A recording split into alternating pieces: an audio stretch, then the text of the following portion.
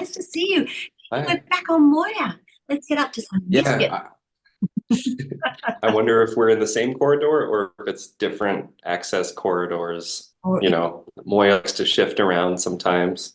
we might not even be in the same reality. We don't know. That's true. Yeah. At the very least, we're in the uncharted territories. So there's that. That is for sure. First off, I just want to welcome you. This is Gigi Edgley, definitely most well known for her character Chiana. So you were introduced in season one as what everyone kind of was thinking would be a one-time character. I believe you were scripted to just get killed off later in that episode, but that didn't happen. We instead got you for the rest of that season, seasons two, three, and four, and you came back for Peacekeeper Wars. My first question going into that, since we know that Chiana's character was only meant to be there for just an hour in the entire show, was the cast involved in like trying to get the producers and the creators to get you to stay on? And also like how soon did you have a feeling of like, no, I'm gonna be here for a lot longer than just like a few episodes? I think it was a lot of magic. I still feel like I'm living in a dream. How lucky being 22, living on a spaceship for 5 years, completely, as a kid growing up, obsessed with the Dark Crystal, obsessed with that film. Love The Labyrinth, love Storyteller, Fraggle Rock, The Muppets, the whole shebang. But there was something deep in my soul that I felt like I existed in that universe. And ironically enough, years later, being part of that family, part of that production company, I feel so honored. I didn't know it was one character.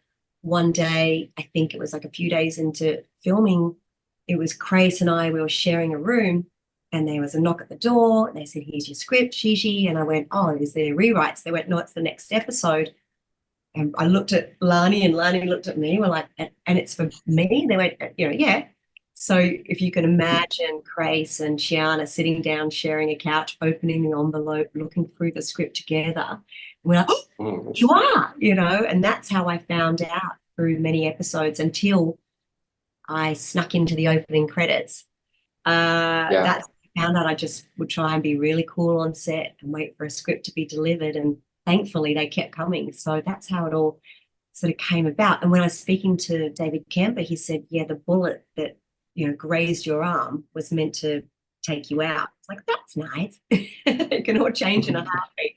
So I just still, I do the Comic Cons almost every weekend in between making graphic novels and music videos and my own productions. And I'm still connecting with fans all over the world 25 years later, that still very alive.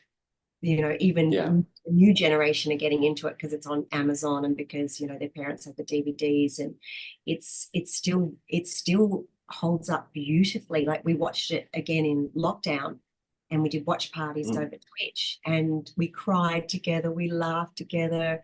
It was really special. It's one of those sci-fi shows that actually does encompass almost every emotion under the sun. Yeah, it hits some beats where it's very much a science fiction television show in the outset, but the things that it really works towards, as Rockney put it the other day to me, was that everything is earned.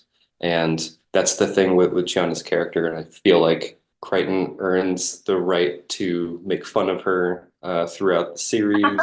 But Chiana also, he's a little bit entitled, but I mean, he is the only human that they know. But Chiana also deserves to foster the relationship that she does with Dargo and with Zan especially. And it was just so heartwarming and nice to see a real natural evolution to your character that just blossomed over the entire series. And even through Peacekeeper Wars, there's some really, really great moments. Most of them are just really positively laugh out loud moments. Like I still think of in the Peacekeeper Wars, the congratulations on getting married, John and Aaron.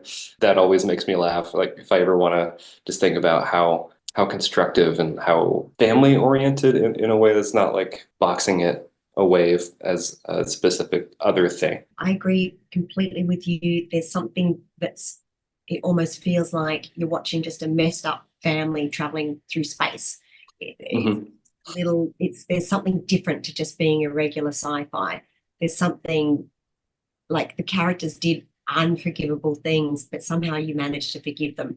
Like I think a lot of the topics that we approached would be taboo if we were human doing them, but because we were out of space, you can experiment with pushing people to those dark places and trying to bring them back or leave them there. I think when I speak to Rock about things, he's said, we weren't scared to kill off a main character. We weren't scared to make that person do something that is unforgivable. And you're like, and that's what gets you, like, the whole last moment. I'm not going to say anything in case people haven't seen it, because some people haven't watched the last episode because they don't want it to end, because they're like, no, it's coming back. And that was the other thing too. I've never seen a show personally that I've ever worked on literally come back from, I saw bits of Moya on the ground, I saw Ride being reeled away, that was it was over when it was pulled, and then magically the fans brought it back for Peacekeeper Wars, and that to me within itself is miraculous. It really touched a lot of people. And for the 25th anniversary, there's obviously this Blu-ray release that has everything from seasons 1 through 4 and the miniseries, but also there's a comic book studio called Boom Studios that they are just now announcing a 25th anniversary comic book series that continues from where they had left off, which actually goes beyond, like, past Peacekeeper Wars. So if that sounds interesting to you, I would highly recommend checking it out, both to the viewers and to you, Gigi. Yes, that sounds very. I believe you're on the cover of almost every graphic novel. So yeah. What? Yeah, it's really cool. I think they're on a Kickstarter right now, as of today, but they've already exceeded their goal. So it's only a matter of time until I'm telling those come you, out. like the second that when, in 2019, when Rock had mentioned that we were coming back and they mentioned the revival, I within a heartbeat, I was like, guys, we've got to go to the circuit. We've got to go to the fans. They're going to lose their minds. And so then we did the Dragon Con and the Winter Con and San Diego Comic Con announcing its official return, and then everything went into shutdown mode with lockdowns and stuff like that. So people are hungry for Farscape, and I see it all over the world every weekend. And I even to the point where we're at a Dragon Con and I threatened to tie Brian Henson to the chair in front of a panel of thousands, and I said, guys, let's not let him go until he promises us another Farscape. And he's like, Gigi, stop it. So that would work, though, I think. Yep, I'm up for it.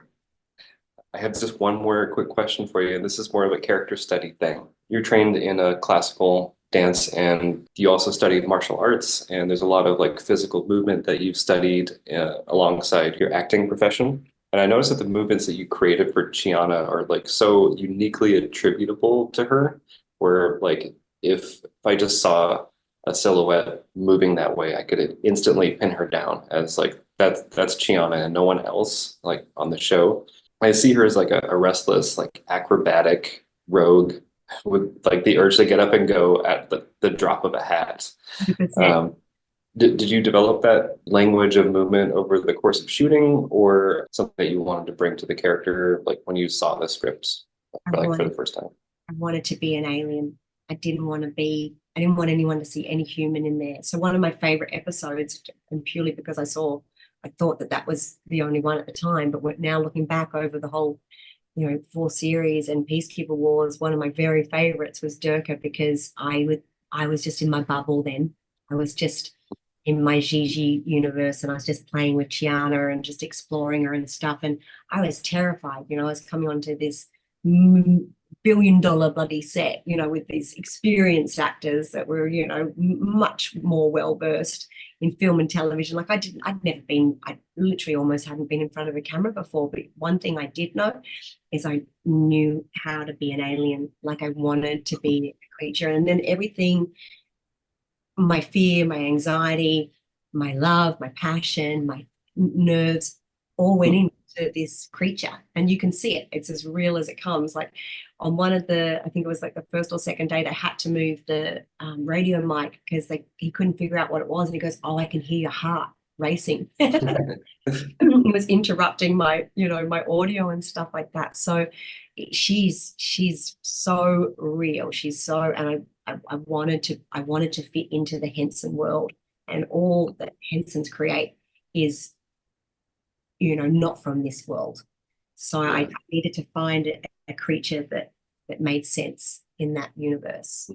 That explanation actually does help me narrow it even more down to like seeing Chiana as a living, breathing puppet, just like how like Pilot has this believability to him.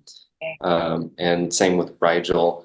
But with Chiana, there's no doubt that it's obviously a natural performer, but with the movements that kind of instigate puppetry a little bit. And honestly, like just on a movement basis, really brings the entire series around to selling the idea of humanity in these different alien life forms.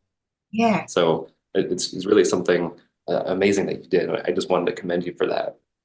Thank you. I'm so grateful. I'm so lucky.